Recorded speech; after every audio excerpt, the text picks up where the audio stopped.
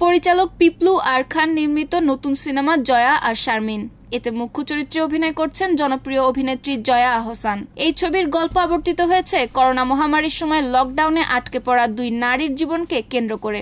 দীর্ঘ অপেক্ষার পর 16 মে সিনেমাটি প্রেক্ষাগৃহে মুক্তি পেয়েছে। সম্প্রতি এক সাক্ষাৎকারে জয়া জানান, করোনার সময়টা ছিল একেবারে ভিন্ন রকম অভিজ্ঞতা। আমরা সবাই যেন একটি স্থবিরতায় আটকে গিয়েছিলাম। শিল্পী হিসেবে কাজ না করতে পারার এক ধরনের অসহায়ত্ব বোধ হচ্ছিল। সবকিছু যাচাই বাছাই করে আমরা এই কাজটি করি। যদিও ছবিটি আজ মুক্তি পেতে 5 বছর লেগে গেছে, তবুও আমার খুব ভালো লাগছে। আমি বিশ্বাস করি যারা এ ধরনের সিনেমা দেখতে পছন্দ করেন তারা প্রেক্ষাগৃহে এসে ছবিটি দেখবেন। জয়ার ভাষায়, পিপলু ভাই একদিন বললেন, আমরা আবার কাজ শুরু করতে চাই, শিল্পীদের চর্চা ধরে রাখতে চাই। সেই চিন্তা থেকেই আমরা ছোট পরিসরে কাজটি শুরু করি। তবে ধীরে ধীরে সেটি আর সীমাবদ্ধ রইল না।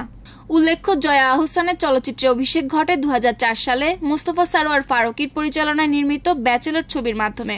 তার দীর্ঘ অভিনয় জীবনে তিনি অর্জন করেছেন 5টি জাতীয় চলচ্চিত্র পুরস্কার, 7টি মেরিল প্রথম আলো পুরস্কার এবং 3টি ফিল্মফেয়ার অ্যাওয়ার্ড সহ অসংখ্য সম্মাননা। নিউজ ডেস্ক, সুপ্তি রায়, ভোরের আকাশ।